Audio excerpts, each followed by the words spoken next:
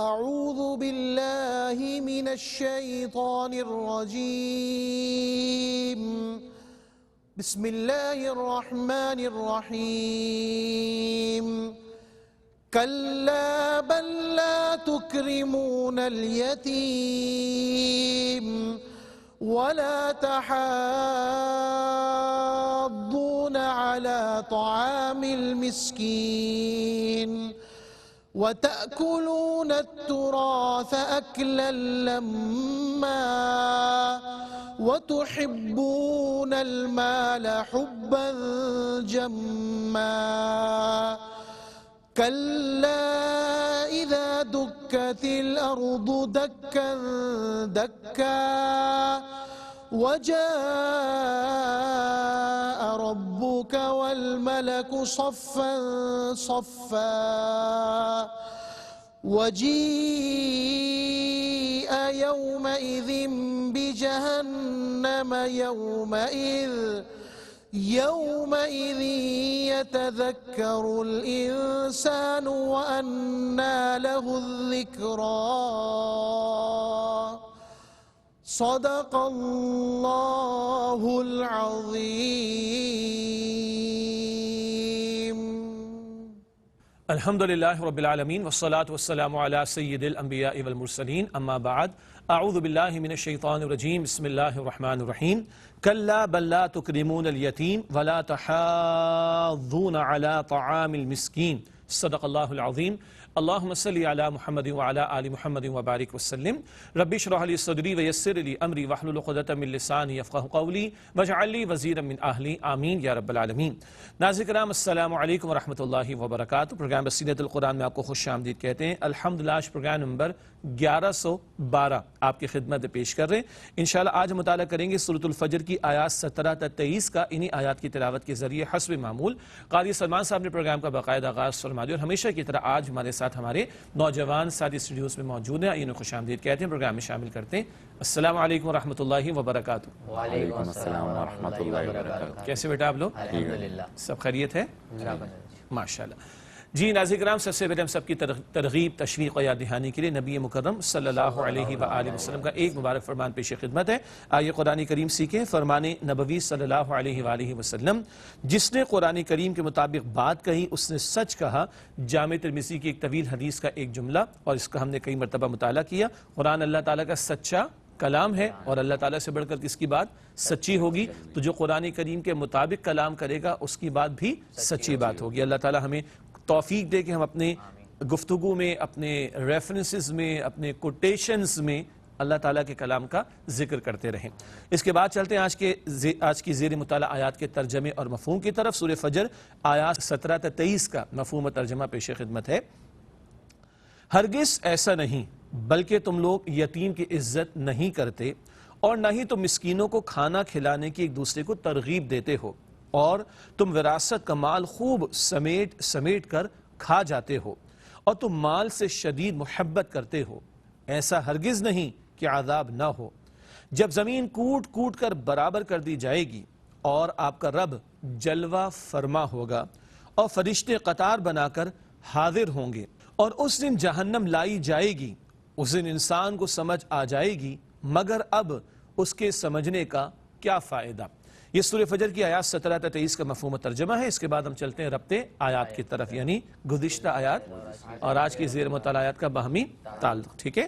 ربط آیات کے حوالے سے پہلی بات ہے گزشتہ آیت میں دنیا میں انسان پر فراوانی اور تنگی کا بطور آزمائش ذکر کیا گیا تھا. ذکر آیا تھا ابتلا کا لفظ ہمارے سامنے آیا. اللہ تعالیٰ کسی کو زیادہ دے کر بھی امتحان لیتا ہے، کسی کو کم دے کر بھی امتحان لیتا ہے، کسی کو دینے کے بعد واپس لے لیا جانا یہ بھی ایک امتحان کی شکل ہوتی ہے. یہ بات پچھلی نشست میں ہمارے سامنے آئی تھی. اگلا نقطہ ربط آیات کے حوالے سے اب دنیا پرستی میں مبتلا ہو جانے والوں کی بری صفات کا ذکر ہے. وہ لوگ کہ جو دنیا میں جو مقصد دیا گیا اس کو پورا نہیں کرتے، دنیا ہی کو مقصود و مطلوب بنا کر اسی میں ڈوب جاتے ہیں، ایسے دنیا پرستوں کی بری صفات کو بیان کیا گیا ہے.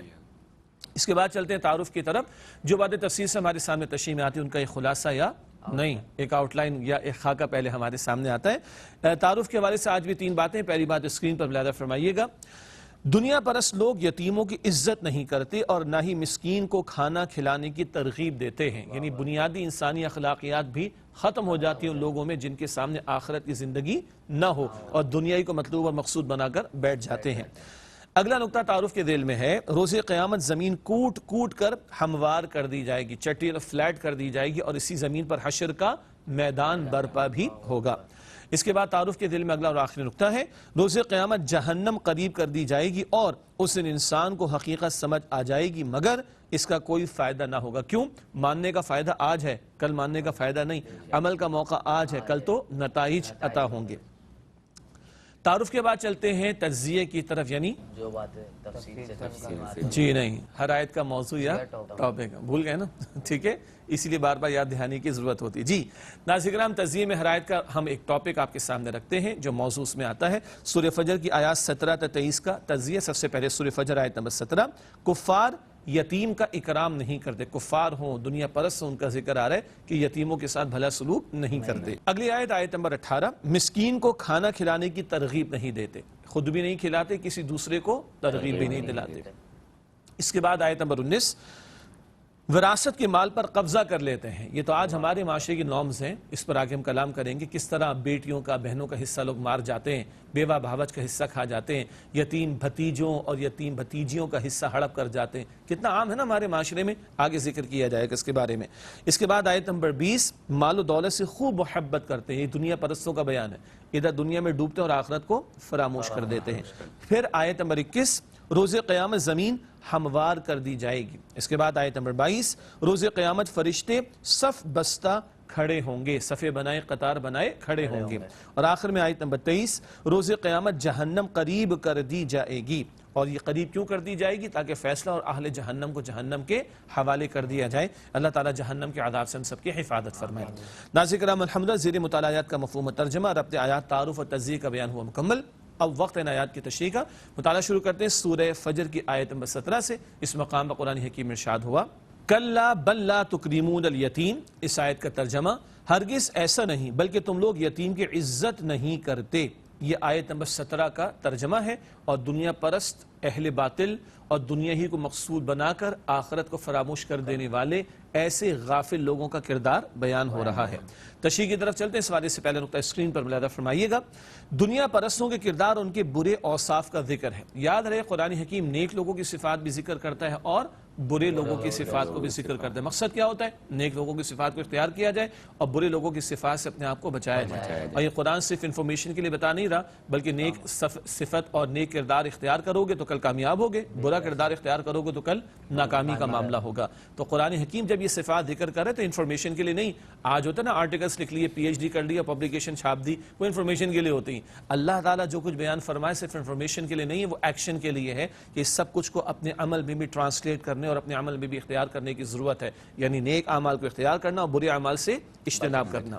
اگلا نقطہ اس آیت کی تشریح میں، بنیادی اخلاق سے بھی عاری، یتیموں کے ساتھ حسن سلوک نہیں کرتے۔ کون؟ جو دنیا میں مبتلا ہو گئے، آخرت کو فراموش کر دیں، تو دنیا میں رہتے ہوئے بنیادی انسانی اخلاقیات سے بھی انسان عاری ہو جاتا ہے۔ یتیم بچے اور بچیاں، ہر معاشرے کے اندر اس کمزور طبقے کو اہمیت دی جانی چاہیے، لیکن وہ لوگ جو دنیا ہی میں مبتلا ہو جائیں، آخرت کو فراموش کر دیں، وہ ایسی بنیادی اخلاقی حس سے بھی عاری ہو جاتے ہیں کہ یتیم جو کہ معاشرے کا بڑا کمزور طبقہ ہوتا ہے، اس کو بھی یہ لوگ فراموش کر دیتے ہیں، اس کے ساتھ اس سے سلوک نہیں کرتے۔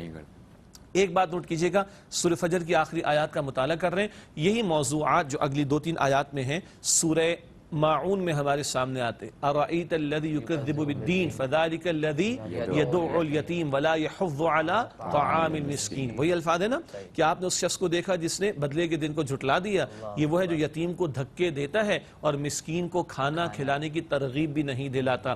آخرت پیش نظر نہ ہو تو یہ گھٹیا کردار سامنے آتا ہے۔ یہی بات سورۃ الماعون میں آخر میں پڑھیں گے انشاءاللہ، یہی موضوع اس وقت ہمارے سامنے آ رہا ہے۔ اگلی آیت سورہ فجر کی آیت نمبر 18 ارشاد ہوا، وَلَا تَحَاضُّونَ عَلَى طَعَامِ الْمِسْكِينِ۔ اس آیت کا ترجمہ، اور نہ ہی تم مسکینوں کو کھانا کھلانے کی ایک دوسرے کو ترغیب دیتے ہو۔ بتایا جا رہا ہے یتیم کو تو تم خاطر میں نہیں لاتے، اچھا سلوک نہیں کرتے، اور بتایا جا رہا ہے کہ مسکینوں کو کھانا کھلانے کی ایک دوسرے کو ترغیب نہیں دلاتے۔ تشریح کا ایک ہی نقطہ اسکرین پر ملاحظہ فرمائیے گا، بد اخلاقی اور کنجوسی کا یہ عالم کہ نہ کسی مسکین کو کھانا کھلاتے ہیں اور نہ ہی دوسروں کو اس کی ترغیب دیتے ہیں۔ کون؟ دنیا پرست، اور اس میں دنیا کی محبت میں ڈوب کر آخرت کو بھلا دینے والے۔ گھٹیا کردار کا عالم کیا ہے؟ کنجوسی ایسی، مال ہے، آگے ذکر بھی آئے گا، مال ہے، خود بھی نہیں کھلاتے دوسروں کو، اور دوسروں کو ترغیب نہیں دلاتے کہ بھائی محتاج ہے، مسکین، اس کی مدد کرو، اس کو کھلا دو۔ یہ ہے گھٹیا کردار کن لوگوں کا؟ آخرت کو فراموش کر دینے والے اور دنیا ہی کو مقصود اور مطلوب بنانے والے۔ ناظرین کرام، ہم لوگ بھی ذرا غور کر لیں، کیسے پیٹ بھرے ہوئے ہوتے ہیں بعض لوگوں کے، اور یتیم سوال کرتا ہے، مسکین سامنے موجود ہوتا ہے، کمزور طبقات سامنے ہوتے ہیں، پڑوس میں رشتہ داروں کے اندر ہوتے ہیں، احساس تک نہیں رہتا، اور بعض اوقات تو پیسے ضائع کرنے کے نئے نئے دھندے ہمارے سامنے آتے ہیں۔ یعنی جو آج کل یہ فاسٹ فوڈ کا معاملہ اور آؤٹنگ کے نام پر جو کچھ ہو رہا ہے، اب تو کووڈ کی جو وبا ہے، معاملہ کم ہوا، اللہ تعالیٰ بالکل ختم کر دے، اب ذرا SOPs کو بھی فالو کرنے کی باتیں نہیں ہو رہی، تو آپ دیکھیے ڈائننگ اور آؤٹنگ کی کس طرح کے ہمارے معاملات ہیں۔ ایک وقت میں بعض لوگ 5,000 روپے 2 افراد کا کھانا، 10,000 روپے 3 افراد کا کھانا، بڑے آرام سے پھکرا ہوتا ہے، جا رہا ہوتا ہے۔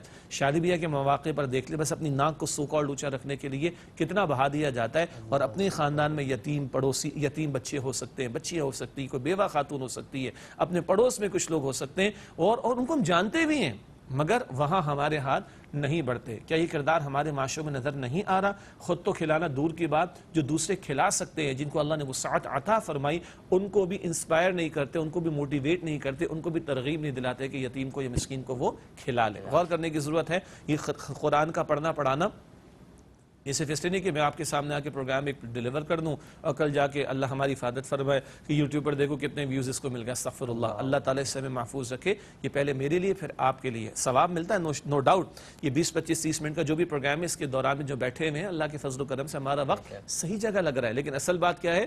ابھی سب کا ہمارے عمل میں بھی اظہار ہونا چاہیے۔ یہ تو دنیا پرستوں کا ذکر آ گیا، یتیم کے ساتھ حسن سلوک نہیں کرتے، مسکین کو کھلانا تو دور کی بات، کسی دوسرے کو کھلانے کی ترغیب بھی نہیں دلاتے۔ یہ کیوں ہوتا ہے؟ اگلی آیت، بلکہ ایک اور برائی پھر اگلی آیت میں اس کی وجوہات بھی ہمارے سامنے آئیں گی۔ یہ سب گھٹیا کردار کیوں سامنے آتا ہے؟ اگلی آیت میں ذکر آ رہا ہے، آیت نمبر 19 میں فرمایا وَتَأْكُلُونَ التُّرَاثَ أَكْلًا لَمًّا، اس آیت کا ترجمہ، اور تم وراثت کا مال خوب سمیٹ کر کھا جاتے ہو۔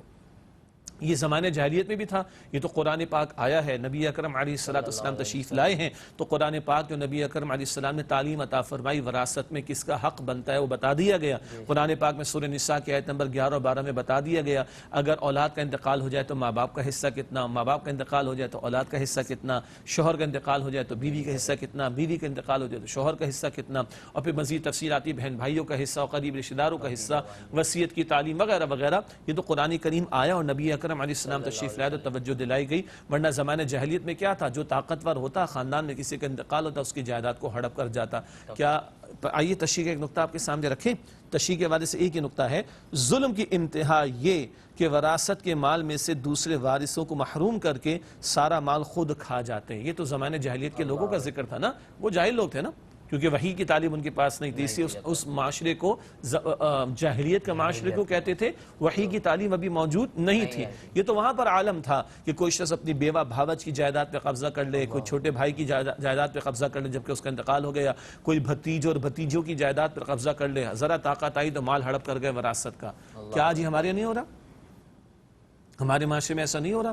کیا آج بیٹیوں کو حصہ دیا جا رہا ہے، بہنوں کو حصہ دیا جا رہا ہے؟ ایک شخص کا انتقال ہو جائے، اس کی بیوہ جو ہے اس کو حصہ دیا جا رہا ہے، اور بھتیجوں اور بھتیجوں کا حصہ دیا جا رہا ہے، بھانجوں اور بہنجوں کا حصہ جو ان کا بنتا ہے وہ کوئی ہڑپ تو نہیں کر رہا اس پر، اس کو اپنا مال سمجھ کے ہڑپ تو نہیں کر جاتا؟ یہ کبیرہ گناہوں میں سے ایک بہت بڑا گناہ ہے، اور سورہ نساء میں ذکر آتا ہے جہاں اللہ تعالیٰ نے وراثت کے احکامات بیان فرمائے کہ یہ اللہ تعالیٰ کی حدود ہیں، اور جو ان حدود کو پامال کرے گا، مال ہڑپ کر جائے گا وراثت میں سے، اس کو اللہ جہنم کی آگ میں حصہ دے گا، جہنم کی آگ میں ڈالے گا۔ یہ کبیرہ گناہوں میں سے ہے، اللہ تعالیٰ کی شریعت اس سے منع کرتی۔ یہ تو دنیا پرستوں کا ذکر آ رہا ہے، اس کی وجہ کیا ہے؟ مال کی محبت۔ البتہ اس سے متعلق ایک نقطہ اگلی آیت میں، تو اگلی آیت کا مطالعہ کریں گے وقفے کے بعد۔ آپ سے ملاقات ہوتی ہے انشاءاللہ اس وقفے کے بعد، امید ہے آپ ہمارے ساتھ ہی رہیں گے۔ السلام علیکم ورحمۃ اللہ وبرکاتہ۔ السلام علیکم ورحمۃ اللہ وبرکاتہ۔ ناظرین، پروگرام بصیرت القرآن میں آپ کو خوش آمدید کہتے ہیں۔ اگلی آیت کا مطالعہ شروع کریں، سورہ فجر کی آیت نمبر 20، ارشاد ہوا اس مقام پر وَتُحِبُّونَ الْمَالَ حُبًّا جَمًّا، اس آیت کا ترجمہ، اور تم ماں سے شدید محبت کرتے ہو. یہ آیت نمبر 20 کا ترجمہ ہے. یہ پچھلی برائیوں کا جو ذکر ہے، یتیم کے ساتھ اس سے سلوک نہ کرنا، مسکین کو نہ کھلانا، اس کو ترغیب بھی نہ دلانا، وراثت کا مال ہڑپ کر جانا، اس سب کی بنیادی وجہ کیا ہے؟ مال کی شدید محبت کا معاملہ. اسی کو یہاں ذکر کیا جا رہا ہے. تشریح کے حوالے سے ایک ہی نقطہ پیش خدمت ہے. بد اخلاقی اور بندوں کی حق تلفی کی بڑی وجہ یہ ہے کہ وہ مال و دولت سے خوب محبت کرتے ہیں. جب مال کی محبت میں بندہ ڈوبتا ہے تو گھٹیا کردار بھی سامنے آتا ہے، بد اخلاقی بھی سامنے آتی ہے، حق تلفیوں کا رویہ بھی سامنے آتا ہے. حالانکہ سب کو پتا ہے جب قبر میں جاتے ہیں کتنے روپے پیسے لے کے جائیں گے؟ 1 ٹکا نہیں جائے گا. ایک بینک بیلنس کا ایک روپیہ نہیں جائے گا، ایک جائیداد نہیں جائے گی، ایک گاڑی نہیں جائے گی. سمجھ نہیں آتی. جائے گا جب جہاں سے کچھ بھی نہ ساتھ ہوگا، 2 گز کفن کا کپڑا، تیرا لباس ہوگا. اس مال کے پیچھے دیوانے، استغفر اللہ. یہ مال کی شدید محبت قرآن پاک میں ذکر آتا ہے سورۃ العادیات میں بھی، وَإِنَّهُ لِحُبِّ الْخَيْرِ لَشَدِيدٌ. بڑی شدید محبت ہے انسان کے اندر مال کی. جب تک آخرت سامنے نہ ہو یہ مال کی محبت نکل نہیں سکتی، ورنہ بندہ اسی کے اندر کھو کر آخرت کو فراموش کر دیتا ہے. اگلی آیت سورہ فجر آیت نمبر 21 ارشاد ہوا کَلَّا اِذَا دُكَّتِ الْأَرْضُ دَكًّا دَكًّا. اس آیت کا ترجمہ، ایسا ہرگز نہیں کہ عذاب نہ ہو جب زمین کوٹ کوٹ کر برابر کر دی جائے گی. یہ آیت نمبر 21 کا ترجمہ. تشریح کے حوالے سے پہلا نقطہ اسکرین پر ملاحظہ فرمائیے گا. ایسا ہرگز نہیں ہوگا کہ ان کی بداعمالیوں پر ان سے باس پرس نہیں ہوگی. اندھیر نگری نہیں ہے جس نے چاہے یتیم کا مال ہڑپ کر لیا، جائیداد پر قبضہ کر لیا اور قتل و غارت گری کر لی، لوگوں کی حق تلفی کر لی، لوگوں کے حقوق پامال کر دی. اندھیر نگری نہیں ہے. دنیا عمل کا موقع، آخرت نتائج کا موقع ہے. تو باس پرس تو ہوگی، حساب کتاب تو ہوگا، سوال تو ہوگا قیامت کے دن. یہ ہے سب سے بڑا مسئلہ. جتنا کل آخرت کی پیشی کا یقین ہوگا اتنے معاملات درست ہوں گے، اور جتنا بندہ اس کو فراموش کرے گا وہ اللہ کے حقوق کو بھی پامال کرے گا اور بندوں کے حقوق کو بھی پامال کرے گا. اگلا نقطہ اس آیت کی تشریح میں، کیونکہ ان قریب زمین کوٹ کوٹ کر بالکل برابر کر دی جائے گی، میدان حشر برپا ہوگا. اسی زمین کو فلیٹ چٹیل میدان بنا دیا جائے گا. آج پہاڑ بھی ہیں اور سطح مرتفع بھی ہے اور دریا بھی ہیں، سمندر بھی ہیں، خشکی بھی ہے. کل اس کو بالکل فلیٹ کر دیا جائے گا، چٹیل میدان ہموار کر دیا جائے گا اور میدان حشر اسی زمین پر برپا ہوگا. اور اس لیے کہ کل سب کا حساب کتاب کا معاملہ ہو اور دنیا میں عمل کا جو موقع دیا گیا اس کے مطابق نتائج سامنے آ جائیں. اگلی آیت سورہ فجر کی آیت نمبر 22 وَجَاءَ رَبُّكَ وَالْمَلَكُ صَفًّا صَفًّا. اس آیت کا ترجمہ، اور آپ کا رب جلوہ فرما ہوگا اور فرشتے قطار بنا کر حاضر ہوں گے. یہ ہے سورہ فجر کی آیت نمبر 22 کا ترجمہ. تشریح کے حوالے سے پہلا نقطہ اسکرین پر ملاحظہ فرمائیے گا. بلا شبہ اللہ تعالیٰ بندوں کے احوال و اعمال کا نگران ہے اور ان کی ہر حرکت سے واقف ہے. اللہ ہمارا خالق بھی ہے اور محافظ بھی ہے. جان کی بھی حفاظت فرماتا ہے اور اعمال کی بھی حفاظت فرماتا ہے. ہماری نیتیں ہوں، ہمارے اقوال ہوں، ہمارے اعمال، سب کا نگران اصل میں کون ہے؟ اللہ سبحانہ و تعالیٰ. کل اس کے سامنے پیش ہونا ہے. اگلا نقطہ اس آیت کی تشریح میں، روز محشر اللہ تعالیٰ اپنی شان کے مطابق جلوہ فرما ہوگا. اللہ کی تجلیات کا ظہور ہوگا مگر اس کی شان کے مطابق. اس کا سمجھنا ہمارے لیے ممکن نہیں ہے. اگلا نقطہ اس آیت کی تشریح کے حوالے سے، اور اس کے احکامات کے نفاذ کے لیے فرشتے بھی صف در صف زمین پر اتریں گے. فرشتوں کا نزول بھی ہوگا، حساب کتاب ہونا ہے، لوگوں کی پیشی ہونی ہے، گواہیاں پیش ہونی ہے، اعمال نامے پیش ہونے ہیں، تو فرشتے بھی نازل ہوں گے اور اللہ تعالیٰ کے حکم کے مطابق اس دن جو احکامات ہوں گے ان کا وہ نفاذ کر رہے ہوں گے. اگلی اور آخری آیت ہے سورہ فجر کی آیت نمبر 23، آج کے مطالعے کے اعتبار سے آخری آیت ہے. ارشاد ہوا اس مقام پر وَجِیءَ یَوْمَئِذٍ بِجَہَنَّمَ یومئذ یتذکر الانسان وَأَنَّى لَهُ الذِّکْرَى. یہ سورہ فجر آیت نمبر 23، اس کا مفہوم ترجمہ، اور اس دن جہنم لائی جائے گی اور اس دن انسان کو سمجھ آ جائے گی مگر اب اس کے سمجھنے کا کیا فائدہ. یہ سورہ فجر کی آیت نمبر 23 کا ترجمہ. پہلا نقطہ تشریح کے حوالے سے، اور جہنم قریب کر دی جائے گی. ادھر نتائج نکلیں گے، ادھر اہل جہنم جہنم کے حوالے کر دیے جائیں گے. اللہ تعالیٰ ہم سب کو جہنم کے عذاب سے محفوظ فرمائے. اگلا نقطہ اس آیت کی تشریح میں، اس ہولناک منظر کو دیکھ کر سمجھ آ جائے گی کہ دنیا میں کیا کرنا چاہیے تھا. ہر ایک کو سمجھ آ جائے گی کیا کرنا چاہیے تھا. جیسے دنیا میں جب فرعون غرق ہو رہا تھا اس کو سمجھ آ گئی تھی نا، ایک اللہ وحدہ لا شریک کو ماننا تھا، لیکن جب عذاب کا نزول شروع ہوا اس وقت ماننے کا فائدہ نہیں.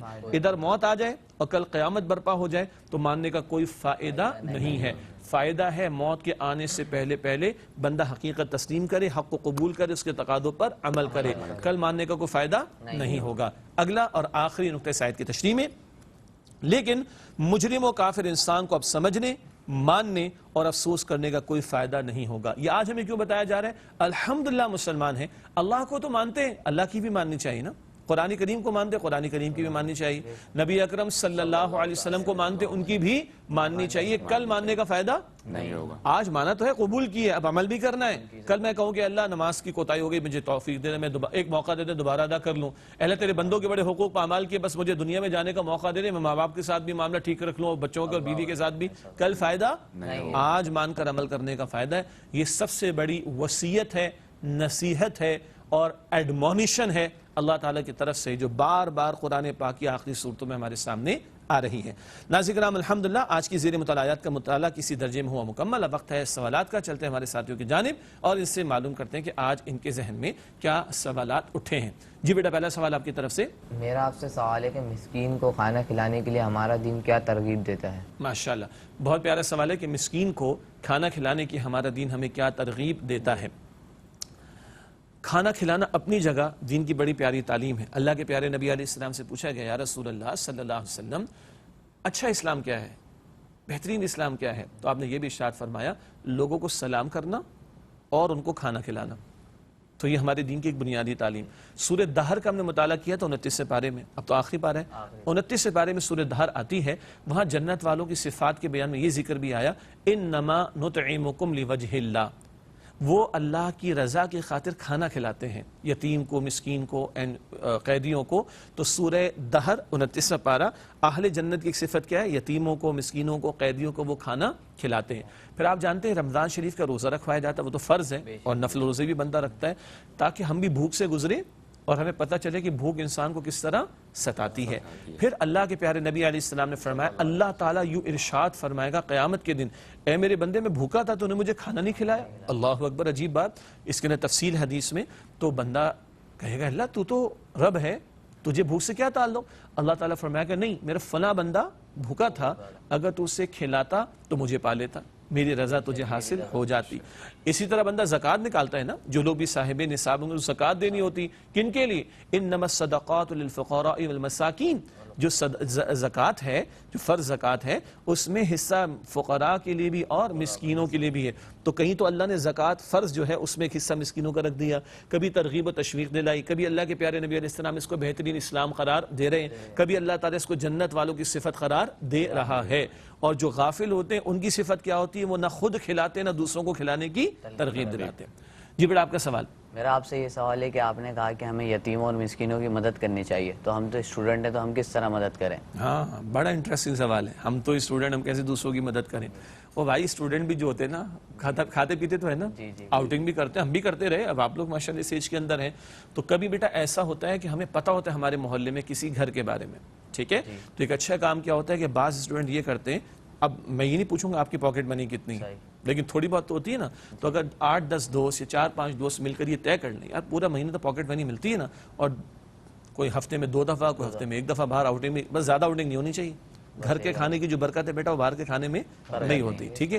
گھر کے کھانے میں جو محبت ہے ماں کی، بہن کی، بڑی باجی کی، اور اگر ہم شوہر ہیں تو ہماری بیوی کی، جو محبت اس کے اندر گھر کے افراد کی آتی ہے وہ باہر والوں میں نہیں ہوتی. لیکن بہرحال ایک چلتا ہے ہمارے ٹرینڈ. تو ہم یہ طے کر لیں کہ بھائی یار آؤٹنگ بھی کر رہے ہیں، یہ بھی کر رہے ہیں، تھوڑا سا اس میں سے ہم بچائیں گے اور 1-2 مہینے میں کچھ اتنا جمع کر لیں گے کہ کسی ایسے گھرانے میں جہاں یتیم بچے ان کو کپڑے لے جا کے دے دیں گے، ان کے لیے کوئی راشن کا انتظام. ایک شکل تو یہ. ایک شکل بیٹا یہ ہوتی ہے، بعض اسٹوڈنٹس کرتے ہیں کہ جب عید کا موقع آتا ہے، بقرعید کا موقع آتا ہے، تو عید کے موقع پہ جاتے ہیں نا گھر والے ڈریس لینے کے لیے، تو اگر ان بچوں کو سمجھ ہے اس بات کی تو کہ ابا ایک ایڈیشنل بھی لے لیں، چاہے ہمارا اتنا مہنگا نہ لیں، تھوڑا سستا کر لیں، ایک ایڈیشنل لے لیں، فلاں بچے کو ہم یا فلاں گھرانے میں ہم کسی بچی کو ہم دے دیں گے. سمجھ آ رہی بات؟ ایک تو یہ پاسبلٹی. بقرعید کا موقع آ جائے، اگر ہمارے گھر میں قربانی ہو رہی ہے تو اس گوشت میں دوسروں کا بھی حق ہے، اس میں سے کچھ حصہ یتیم بچوں کے گھروں میں پہنچا سکتے ہیں۔ اگلا اسٹیپ یہ ہوتا ہے کہ ہماری جیب اتنی اجازت نہ دے تو ٹھیک ہے، اپنے ابا سے بات کر سکتے ہیں، بھائی 4 5 6 8 دوست اپنے والدین سے بات کریں گے تو کسی کو تو اللہ نے توفیق دی ہوگی نا، اور وہ محلے میں آئیڈینٹیفائی کر لیں کہ فلاں فلاں گھرانہ ایسا ہے، اور وقتاً فوقتاً ان کو راشن پہنچانا، اپنے ماں باپ سے بات کی جا سکتی، کسی کے بڑے بھائی کمانے پہ لگ گئے ماشاءاللہ، کسی کے چاچا ہیں وغیرہ، اور کوئی خود بھی تو ٹیوشن پڑھاتے ہیں، مجھے پتہ ہے میٹرک پڑھنے والے بچے بھی ٹیوشن پڑھا رہے ہوتے ہیں، انٹرمیڈیٹ پڑھنے والے بچے بھی ٹیوشنز پڑھا رہے ہوتے ہیں۔ Where there is a will there is a way, English میں کہتے ہیں نا، اردو میں کہتے ہیں نیت صاف منزل آسان، تو ہم خود بھی کر سکتے ہیں اپنے ماں باپ کو۔ اور یہاں بات کیا آئی تھی کہ خود تو کھلاتے نہیں، دوسروں کو بھی ترغیب نہیں دلاتے، تو اگر خود ہمارے لیے پاسبل نہیں کہ ہم یتیم بچوں کی مدد کر سکے تو جو کر سکتے ان کو ترغیب دلا کر ان کو ریکویسٹ کر کے بھی کی جا سکتی ہے۔ اور آخری بات یہ ہے کہ یتیم مسکین کے ساتھ سے مدد یہ نہیں کہ کھانا کھلا دیا جائے، اس سے 2 اچھی باتیں بھی تو کر سکتے ہیں بیٹا، اس کو 2 تسلی کے بول بھی تو دے سکتے ہیں۔ اور کبھی اپنے اور معاملات کے اندر ایسے بچوں کو، جیسے اگر ایسے بچے ہیں کہ جو ہماری ایج گروپ کے ہیں، اگر ہم کوئی کرکٹ کھیلیں ان کو ساتھ شامل کرنا، ہم کچھ کھانے پینے جا رہے ہیں ان کو ساتھ شامل کر لو، یہ تو پاسبلٹی ہے نا۔ تو یہ بہت سارے طریقے ہو سکتے ہیں کہ ہم اسٹوڈنٹ لائف میں بھی کس طرح یتیم بچوں کی مدد کر سکتے ہیں۔ ٹھیک ہے جی بیٹا، آپ کا سوال۔ میرا آپ سے سوال یہ ہے کہ ہمارے مال کے حوالے سے بنیادی تعلیمات کیا ہیں؟ ٹھیک ہے، ہمیں جو مال اللہ تعالیٰ کی طرف سے عطا ہوتا ہے یا مال کے حوالے سے ہماری دین کی بنیادی تعلیمات کیا؟ بالکل بہت اچھا سوال ہے۔ پہلی بات، مال امتحان ہے، آزمائش ہے، ٹھیک ہے۔ کسی کے پاس زیادہ ضروری کہ وہ اللہ کا بڑا پسندیدہ، ورنہ قارون کے پاس بہت تھا، کسی کے پاس کم ہے تو یہ نہیں کہ اللہ تعالیٰ اس سے کوئی ناراض ہے۔ حضرت بلال کے پاس ظاہری طور پر مال نہیں تھا، یہ معیار نہیں ہے، لیکن مال ایک امتحان ہے، ایک بات۔ 2، ہمیں کمانا ہے، جیسے میں ایک باپ ہوں، ایک شوہر ہوں، تو مجھ پر کفالت کی ذمہ داری نا، بیوی کے حوالے سے، بچوں کے حوالے سے، کل آپ بڑے ہوں گے تو آپ پر بھی ذمہ داری آئے گی، تو حلال کمانا ہے، حرام نہیں کمانا، ٹھیک ہے۔ جو ملے وہ جائز میں خرچ ہوگا، ناجائز میں خرچ نہیں ہوگا۔ مال میں اللہ تعالیٰ نے جو حصہ مقرر کیا، اگر مجھ پر میں صاحب نصاب ہو جاؤں تو زکوٰۃ دینا مجھ پر فرض ہے، زکوٰۃ ادا کرنی ہوگی۔ اسی طرح قربانی کا موقع جب میں صاحب استطاعت ہوں، تفصیل اس کی اپنی جگہ پر، تو مجھے اللہ کی راہ میں قربانی بھی پیش کرنی چاہیے۔ تو یہ ہے بنیادی باتیں، حلال سے کمانا ہے، جائز پر خرچ کرنا ہے، جو مال میں حق اللہ نے متعین فرما دیے وہ بھی خرچ کرنا ہے، چاہے وہ زکوٰۃ، اور اس کے علاوہ جو میرے زیر کفالت لوگ ہوں گے، میری بیوی ہے، میرے بچے ہیں، تو ان کی کفالت کی ذمہ داری مجھ پر ہوگی، ان پر خرچ کرنا، یہ ثواب کا عمل بھی ہے۔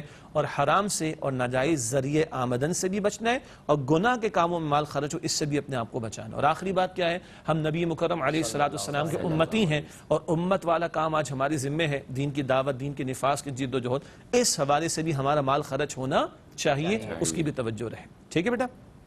ناظرین کرام، ماشاءاللہ بڑے عملی اور قیمتی سوالات ہمارے سامنے آئے، اور کوشش کی کہ ان کے جوابات بھی ہمارے سامنے آ گئے ہوں۔ اس کے بعد چلتے ہیں پروگرام کے آخری لمحات میں آخری مختصر سیگمنٹس کی طرف۔ سب سے پہلے قرآنی معلومات کا نقطہ۔ سورۃ الشمس میں قدرت باری تعالیٰ، تزکیہ نفس اور نیک اور بد لوگوں کا ذکر کیا گیا ہے۔ آخری پارے کی صورتوں کے مضامین آپ کے سامنے رکھ رہے ہیں۔ سورۃ الشمس میں اللہ تعالیٰ کی قدرت اور اسی طرح تزکیہ نفس اور نیک اور برے لوگوں کے انجام کو ذکر کیا گیا ہے۔ اس کے بعد چلتے ہیں حاصل مطالعہ کی طرف، ریکیپ یا خلاصہ ان باتوں کا جو تفصیل سے تشریح میں باتیں ہمارے سامنے آ چکی ہیں۔ حاصل مطالعہ کے حوالے سے پہلا نقطہ ہے، آخرت کو فراموش کرنے والے یتیموں کی عزت نہیں کرتے اور نہ مسکین کو کھانا کھلانے کی ترغیب دیتے۔ جب آخرت سامنے نہ ہو تو ایسے گھٹیا کردار سامنے آتے ہیں۔ اگلا نقطہ حاصل مطالعہ کے حوالے سے، دنیا پرست لوگ وراثت کے مال پر قبضہ کرتے ہیں اور مال سے خوب محبت کرتے۔ اللہ تعالیٰ حفاظت فرمائے، وراثت کا مال ہڑپ کرنا حرام ہے اور بہت بڑا گناہ ہے۔ آخری نقطہ حاصل مطالعہ کے حوالے سے، روز قیامت اللہ تعالیٰ جلوہ فرمائے گا اور فرشتے بھی صف در صف زمین پر اتریں گے اور میدان حشر برپا ہوگا۔ اس کے بعد چلتے ہیں جائزے کی طرف، یعنی ماشاءاللہ 3 سوالات آج بھی ہیں جائزے کے اعتبار سے۔ پہلا سوال، کیا ہم غرباء و مساکین کو کھانا کھلانے کا اہتمام کرتے اور اس کی ترغیب دیتے ہیں؟ سوال تو آ گیا تھا، اسٹوڈنٹ کیسے کر سکتے ہیں، جواب بھی ہمارے سامنے بہت سے پہلوؤں کے اعتبار سے آ گیا۔ ہم کر رہے ہیں کہ نہیں کر رہے، غور کرنا چاہیے۔ کتنا ہمارے ہاں، میں انتہائی ادب سے عرض کروں، ضائع ہو جاتا ہے۔ اگر وہ ضرورت مند کے پیٹ میں جائے تو کس قدر اس کا بہتر استعمال ہو جائے گا، توجہ کرنی چاہیے۔ اگلا سوال جائزے کے طور پر، کیا مال کے حصول کے لیے ناجائز ذرائع تو اختیار نہیں کرتے، حلال کا معنی ہے حرام نہیں، حرام سے پلا ہوا جسم جہنم میں جائے گا، اللہ کے رسول علیہ السلام کی احادیث مبارکہ واضح ہیں۔ اگلا سوال جائزے کے طور پر، کیا ہم قرآن کریم کی یاد دہانی سے فائدہ اٹھا رہے ہیں؟ یہ آخری پارے میں تو اللہ بار بار توجہ دلا رہا ہے آخرت کے بارے میں، رہنا ادھر جانا ادھر ہے، تیاری ادھر کرنی نتیجہ ادھر ملنا ہے، جگہ دل لگانے کی دنیا نہیں ہے، یہ عبرت کی جا ہے، تماشا نہیں ہے۔ آخری دو باتیں پروگرام میں شامل کرتے ہیں، گزشتہ سوال کا جواب۔ سورہ طٰہٰ کی آیات 100 تا 135 میں سے کس آیت میں اللہ تعالیٰ کے ذکر قرآن کریم کو فراموش کرنے پر معیشت تنگ کر دینے کی وعید سنائی گئی ہے؟ درست جواب ہے سورہ طٰہٰ کی آیت نمبر 124۔ قرآن کریم کو فراموش کرنے والوں کی زندگی اور ان کی معیشت کو اللہ تنگ کر دے گا۔ آج ہم اپنی معاش کو دیکھ لیں، معیشت کے معاملات کو دیکھ لیں، کیا بیڑا غرق ہو چکا ہے۔ ایک بہت بڑی وجہ کیا ہے؟ قرآن کریم کو فراموش کر دینا۔ من اعرض عن ذکری فإن له معیشتا ضنکا ونحشره یوم القیامت اعما۔ اللہ فرماتا ہے جو میرے ذکر سے مراد قرآن کریم سے اعراض کریں گے، منہ پھیر لیں گے، ان کی معیشت کو تنگ کر دوں گا، اور قیامت کے دن ایسے لوگوں کو اللہ فرماتا ہے اندھا بنا کر کھڑا کروں گا۔ استغفر اللہ۔ یہ درست جواب ہے سورہ طٰہٰ آیت نمبر 124۔ آج کا سوال نوٹ کیجئے گا، سورۃ الانبیاء کی آیات 1 تا 50 میں سے کس آیت میں ذکر ہے کہ قرآن کریم ایسا ذکر ہے جس میں تم لوگوں کا تذکرہ کیا گیا؟ قرآن ایک زندہ کلام ہے، ہمارا ذکر اس میں موجود ہے۔ جواب تلاش کیجئے گا، سورہ انبیاء کی آیات 1 تا 50 میں سے کس آیت میں ذکر ہے کہ قرآن کریم ایسا ذکر ہے جس میں تم لوگوں کا تذکرہ کیا گیا ہے؟ درست جواب اگلے پروگرام میں انشاءاللہ آپ سے شیئر کریں گے، اور اسی کے ساتھ چاہیں گے اجازت، اس سے کہ آپ کے علم کے وقت پر پروگرام کا مکمل۔ آپ تمام ساتھیوں کا بہت شکریہ، اللہ آپ کو خوش رکھے، جزائے خیر عطا فرمائے۔ ناظرین کرام، ہم سب کو، ہماری پوری ٹیم کو، ہمارے قاری صاحب کو، تمام تعاون کرنے والوں کو، کیو ٹی وی کی انتظامیہ کو، تمام مسلمانوں کو اپنی دعاؤں میں یاد رکھیں۔ اے اللہ سبحانہ وتعالی ہمیں مال کے فتنے سے محفوظ فرما، آخرت کا طلبگار بنا، اور عمدہ صفات ہمیں اختیار کرنے کی توفیق عطا فرما، آمین یا رب العالمین۔ وآخر دعوانا ان الحمد للہ رب العالمین، والسلام علیکم ورحمۃ اللہ وبرکاتہ۔